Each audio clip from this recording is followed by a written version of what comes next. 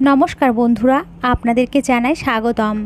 ননদের বিয়ের আগের রাতে আমি তার সমস্ত গয়না চুরি করে বাবার বাড়িতে পাঠিয়ে দিলাম। পরের দিন যখন বরযাত্রী এলো তখন সমস্ত দোষ ননদের উপরে চাপিয়ে দিলাম। গহনা না পেয়ে যখন বর বিয়ে না করেই চলে গেল, তখন আমার স্বামী নিজের সম্মান বাঁচানোর জন্য ননদের বিয়ে একজন গরিব সবজিওয়ালার সাথে দিয়ে দিল। পরের দিন সকালে যখন তাকে দেখতে তার বাড়িতে গেলাম, তখন তো আমার হুঁশই উড়ে গেল। কেননা আমার নাম অনামিকা। আমার বিয়ে হওয়ার কথা ছিল, কিন্তু বিয়ের আগে বৌদি আমার উপরে এমন ভয়ানক মিথ্যা অভিযোগ লাগিয়ে দিল যে আমি হতবাক হয়ে গেলাম। আমি বিশ্বাসই করতে পারছিলাম না যে আমার এত আদরের বৌদি আমার উপরে এমন মিথ্যা অপবাদ দিতে পারে, যার কারণে আমার বরযাত্রী অবধি ফিরে গেল। দাদা কাঁদতে কাঁদতে বলল, কেউ তো আমার বোনকে বিয়ে করো। দাদা আমার উপরে খুবই রেগেছিল, কেননা এটা তার সম্মানের ব্যাপার ছিল। মা বারবার আমাকে ধিক্কার দিচ্ছিল আর বলছিল, তুই জন্মানোর সাথে সাথেই মরে গেলি না কেন, তাহলে আমাদের এই দিন দেখতে হতো না। মায়ের মুখ থেকে এই ধরনের কথা শুনে আমার হৃদয় ভেঙে যাচ্ছিল। আর ওদিকে বৌদি দাঁড়িয়ে দাঁড়িয়ে মুচকি মুচকি হাসছিল, যেন সে বিশাল যুদ্ধ জয় করে ফেলেছে। আমার দাদার সম্মানের প্রশ্ন ছিল, কেননা এখন যদি কেউ তার বোনকে বিয়ে না করে তাহলে সে কাউকে মুখ দেখাতে পারবে না।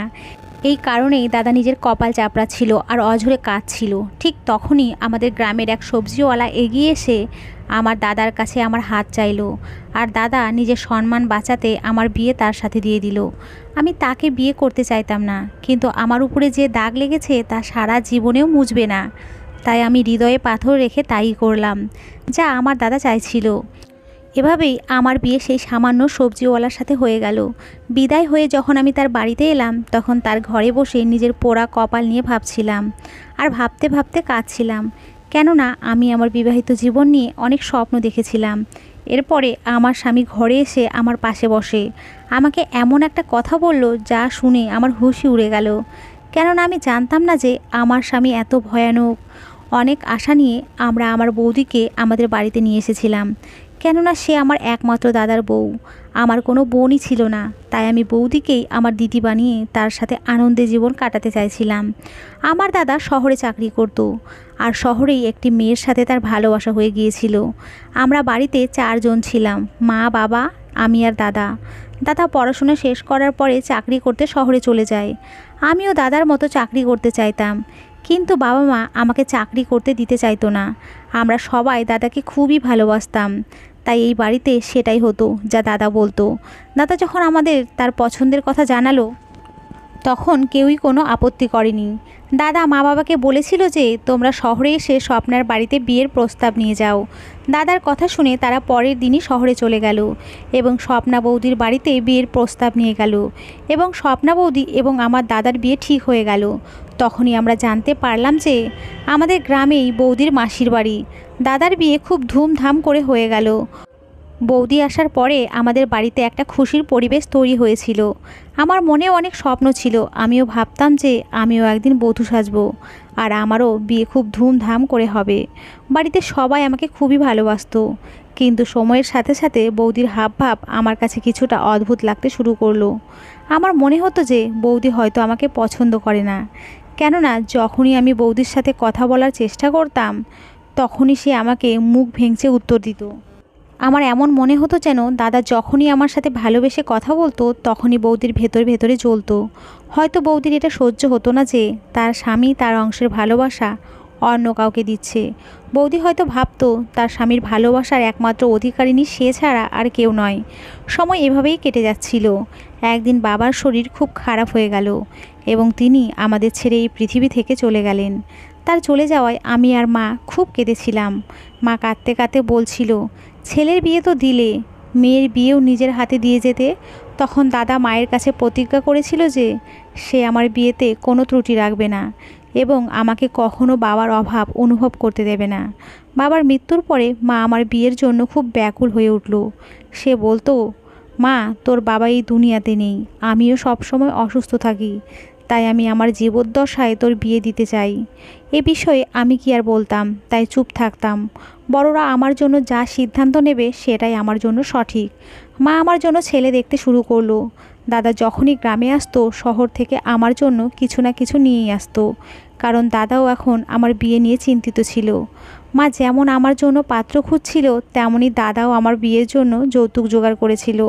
না জানি কেন এইসব কিছু বৌদির একদম ভালো লাগতো না। বৌদি দাদাকেও বলেছিল যে এখনও তো অনামিকার সম্বন্ধ ঠিক হয়নি, আর তুমি এখনই ওর যৌতুকের জিনিস আনতে শুরু করে দিয়েছো। দাদা বলতো অনামিকা আমার একমাত্র বোন, আমি তাকে অনেক জিনিস দিয়ে পরের বাড়িতে পাঠাবো, যাতে শ্বশুরবাড়িতে আমার বোনের কোনো অসুবিধা না হয়।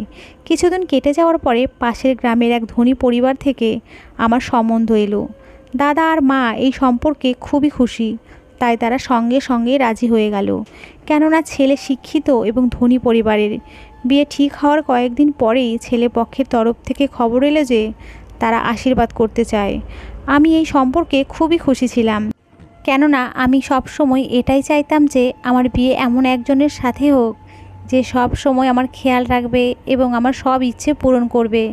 আমার হবু বর রতন খুবই ভালো এবং সুদর্শন ছেলে, যাকে এলাকার প্রায় সবাই পছন্দ করত। কিন্তু কয়েকদিন পরে আশীর্বাদের দিন এমন কিছু ঘটল যা আমাদের আনন্দ অনেকটা কমিয়ে দিল। আশীর্বাদের দিন রতনের বাড়ির লোকেরা আমার দাদাকে বলল যে আমাদের ছেলে শহর থেকে পড়াশোনা করে এসেছে এবং আমরাও কম ধনীও না, তাই আমরা আপোষেই লেনদেনের কথা বলে নিতে চাই। দাদা তাদের এই কথা শুনে চমকে গেল এবং বলল যে আমি আপনাদের কথা ঠিক বুঝতে পারছি না, আপনারা কী ধরনের লেনদেনের কথা বলছেন। তারা বলল যে বিয়েতে আমাদের 10 ভরি সোনা এবং 5 লক্ষ টাকা নগদ চাই। তাদের এই কথা শুনে আমার দাদার হুঁশ উড়ে গেল এবং সে বলল, আপনারা এসব কি বলছেন? আমি এত গয়না আর টাকার ব্যবস্থা কোথা থেকে করব? আমি তো সামান্য একটা চাকরি করি। তবে হ্যাঁ, আমি আমার বোনকে খালি হাতেও পাঠাবো না। এই কথা শুনে রতনের বাড়ির লোকেরা হট্টগোল শুরু করে দিল। তারা বলল, আমাদের ছেলের জন্য মেয়ের অভাব নেই, আমরা চাইলে এর থেকেও বেশি যৌতুক সহ তোমার বোনের থেকেও ভালো মেয়ে পেতে পারি। তুমি তো শহরে চাকরি করো, ভালো রোজগার করো, তাহলে কি তুমি নিজের বোনকে এতটুকু জিনিসও দিতে পারবে না? তাদের কথা শুনে আমার দাদা কিছুটা চিন্তিত হয়ে পড়ল। বৌদি তাকে বোঝালো, তোমার ছেলে পক্ষের এই শর্ত মানা উচিত না। মাঝে রতনের বাড়ির লোকেদের যদি এত চাহিদা ছিল, তবে তারা সম্বন্ধ ঠিক হওয়ার সময় বলেনি কেন? এই সমস্ত শর্ত আশীর্বাদের দিন কেউ আনে? রতনের পরিবারের কাছ থেকে আমি এমনটা আশা করিনি, কারণ এসব তো তারাই করে যারা লোভী। আমি হতাশ হয়ে বসেছিলাম। তখন দাদা আমার মাথায় হাত রেখে বলল, তুই কি চাস? আমি মাথা নিচু করে বললাম, দাদা আমি কিছুই চাই না, তোমরা যা ভালো মনে করবে আমি তাতেই খুশি। ঠিক তখনই বৌদি বলে উঠল, কিন্তু তুমি এত টাকা আর গয়নার ব্যবস্থা কোথা থেকে করবে? দাদা বলল, আমার বোনের জন্য আমি সব কিছুই করতে পারি, আমার শুধু একটু সময়ের দরকার। আমি আমার বোনের বিয়ে রতনের সঙ্গেই দেব। এরপরে দাদা রতনের পরিবারের সাথে কথা বলল এবং তাদের বলল যে সে ব্যাংক থেকে লোন নেবে, তাই তার কিছুদিন সময় দরকার। রতনের পরিবারের লোকেরা দাদার কথা মেনে নিল। দাদা এই কদিন আমার জন্য অনেক পরিশ্রম করেছে, কিন্তু এই সময়ে বৌদির মন দিন দিন খারাপ হতে থাকলো। এখন তো সে আমার সাথে কথাও বলতে চাইতো না।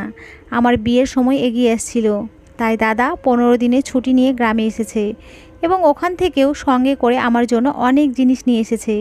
আমি খুবই খুশি ছিলাম এবং আমার কান্নাও আসছিল যে এবার আমি এই বাড়ি ছেড়ে চলে যাব। বাড়িতে আমার বিয়ের প্রস্তুতি চলছিল। তখনই আমরা একটা নতুন সুখবর পেলাম, যা আমাদের সবাইকে খুশি করে দিয়েছিল। সেই সুখবরটি হলো যে বৌদি মা হতে চলেছে। আমার বিয়ের প্রায় সব ব্যবস্থাই হয়ে গেছে।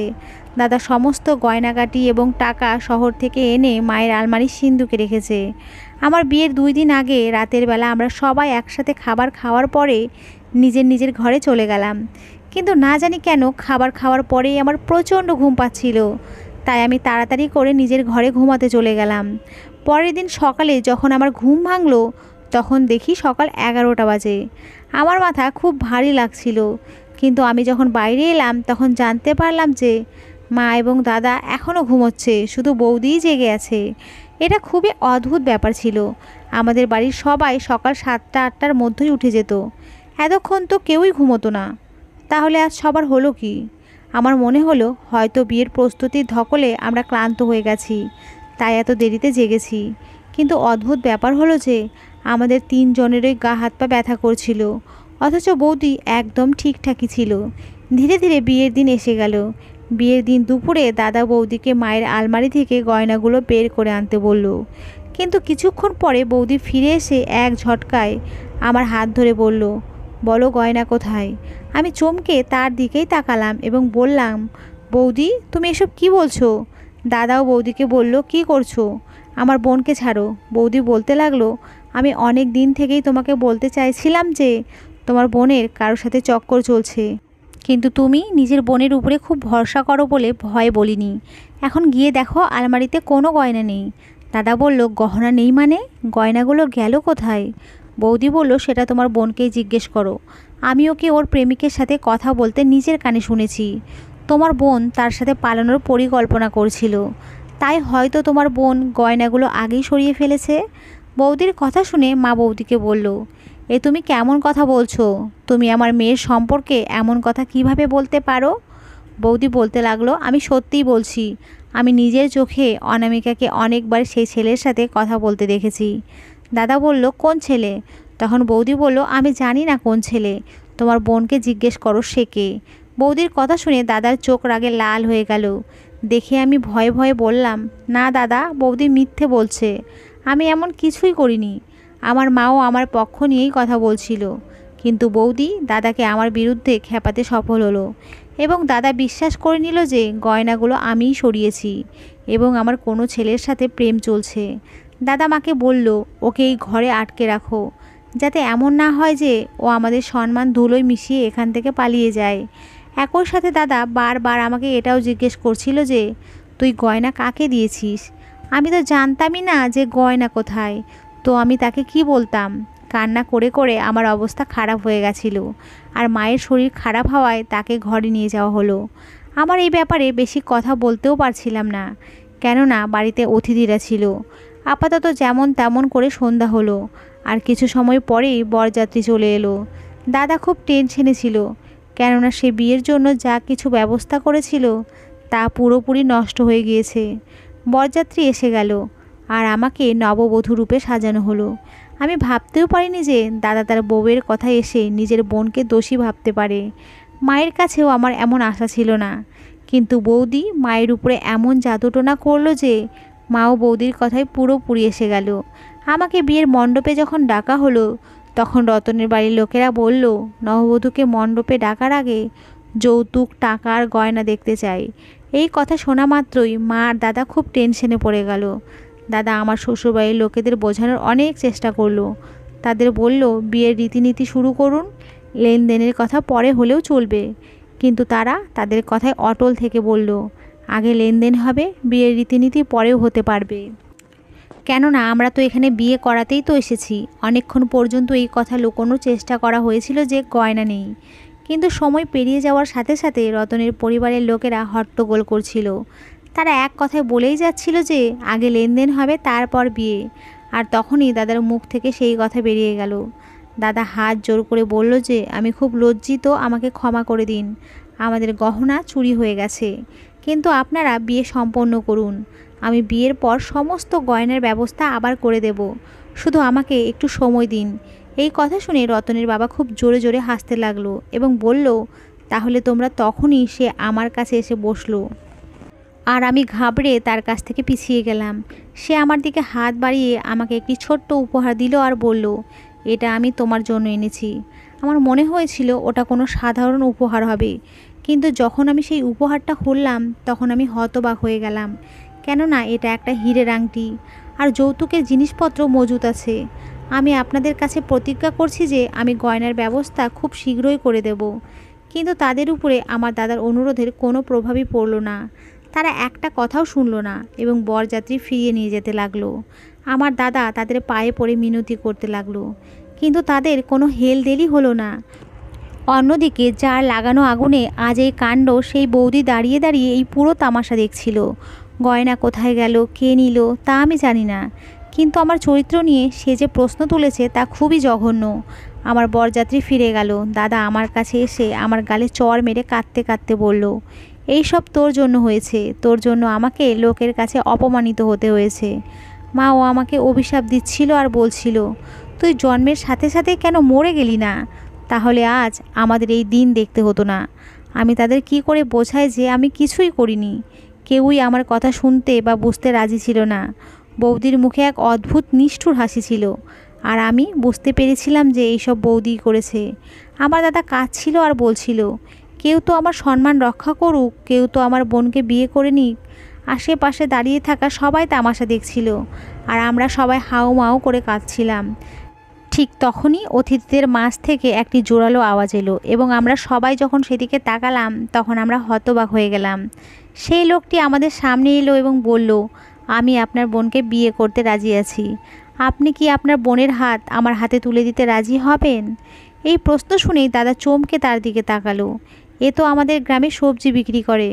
আমার পিছনে দাঁড়িয়ে থাকা গ্রামের কমলেশ কাকা বলে উঠল। সেই লোকটা বলল, হ্যাঁ, আমি বাড়ি বাড়ি গিয়ে সবজি বিক্রি করি, কিন্তু আমি এতটুকু রোজগার তো করি যে আপনার বোনকে দুবেলা খাওয়াতে পারবো। আপনি একটু ভেবে দেখুন, যে পরিবারে আপনি আপনার বোনের বিয়ে দিতে যাচ্ছিলেন তারা লোভী মানুষ। তাই কি গ্যারেন্টি ছিল সেখানে আপনার বোন সুখী থাকবে? আর সেই ছেলে যার সাথে আপনার বোনের বিয়ে হতে যাচ্ছিল, সে চুপচাপ তার বাবা মায়ের প্রতিটি কথা মেনে নিয়েছিল। সে শিক্ষিত ছেলে, তার এই বিষয়ে আপত্তি তোলা উচিত ছিল, কিন্তু সে কিছুই বলেনি। তারপরে সে আমার দাদার সামনে হাত জোর করে বলতে লাগলো, দেখুন, আমি হয়তো কম রোজগার করি, কিন্তু আমি প্রতিজ্ঞা করছি আমি সব সময় আপনার বোনের খেয়াল রাখবো। তার এই সমস্ত কথা শুনে দাদা মুগ্ধ হয়ে গেছিল এবং এভাবেই আমার বিয়ে তার সাথে দিয়ে দেওয়া হলো। সেই সময় আমি দাদার সম্মানের খাতিরে তার সাথে বিয়ে করে নিয়েছিলাম, কিন্তু আমার মনে এই কষ্ট ছিল যে দাদা অন্তত একবার আমার ইচ্ছের কথা জিজ্ঞেস করতে পারতো। আমি চুপচাপ সেই সবজিওয়ালা প্রভাতের সাথে তার বাড়িতে চলে এলাম। তার ছোট একটা ঘর ছিল, সেটা এমন ছোট যা আমি কখনো ভাবিওনি। বাড়িটার বিভিন্ন জায়গায় ভাঙা, ঘরের অবস্থা এত খারাপ ছিল যে আমার বিছানায় বসতেও ইচ্ছে করছিল না। জায়গায় জায়গায় মাকড়সার জাল ঝুলছিল, প্রচুর ধুলো জমেছিল। দেখে মনে হচ্ছিল যেন এই ঘরে অনেক দিন থেকে কেউ থাকে না। সে আমাকে বিছানায় বসতে ইশারা করলে আমি বসলাম এবং আমার জীবনে আসা ঝড় নিয়ে ভাবতে লাগলাম। আমি কি ভেবেছিলাম আর এসব কি হয়ে গেল? ঠিক তখনই সে আমার কাছে এসে বসলো আর আমি ঘাবড়ে তার কাছ থেকে পিছিয়ে গেলাম। সে আমার দিকে হাত বাড়িয়ে আমাকে একটি ছোট্ট উপহার দিল আর বলল, এটা আমি তোমার জন্য এনেছি।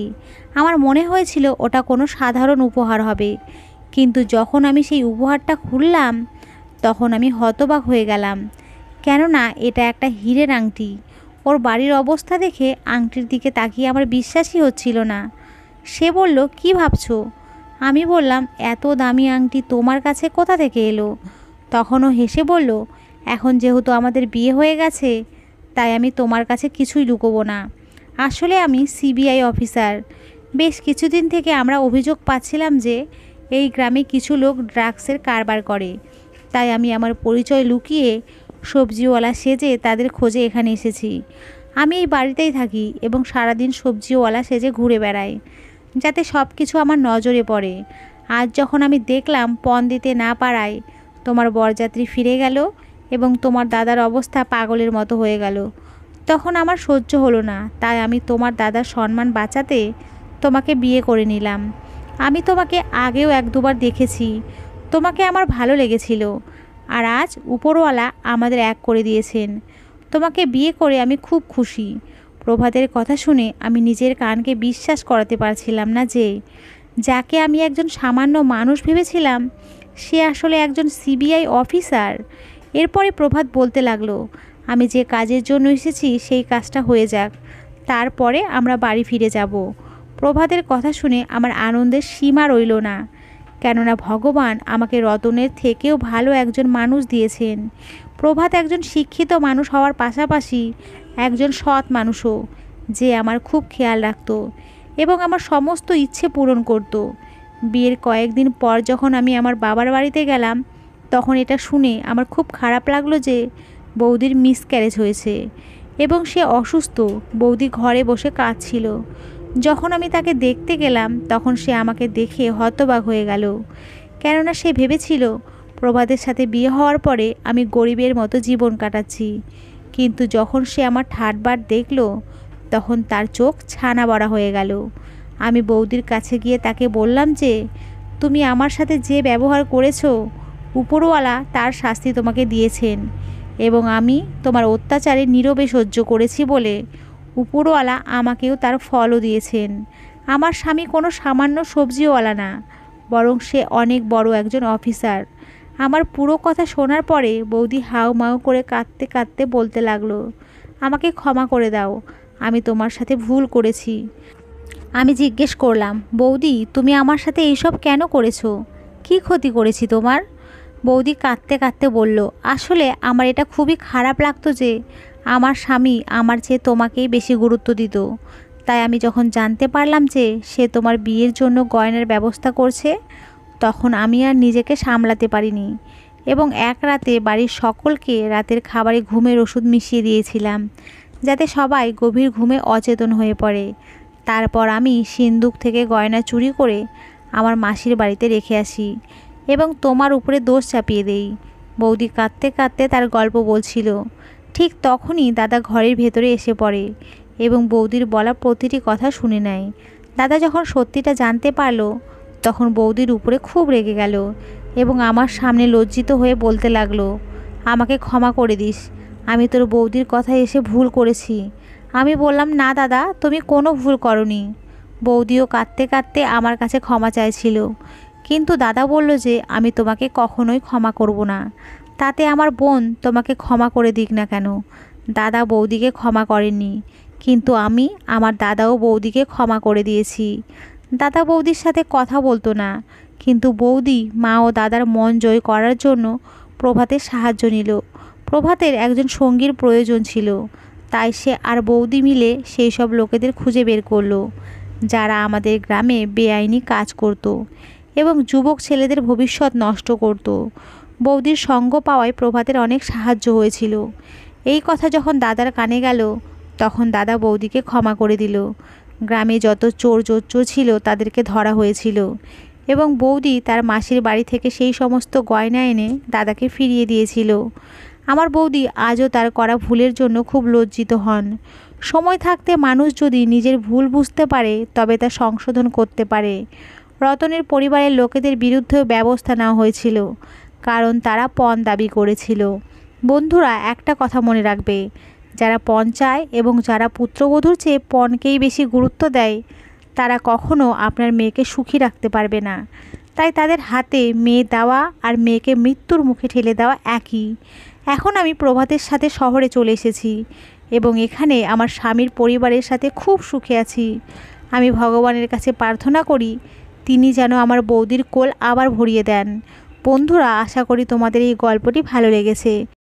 বন্ধুরা, তোমরা সকলে খুব ভালো থেকো, সুস্থ থেকো এবং হাসি খুশি থেকো।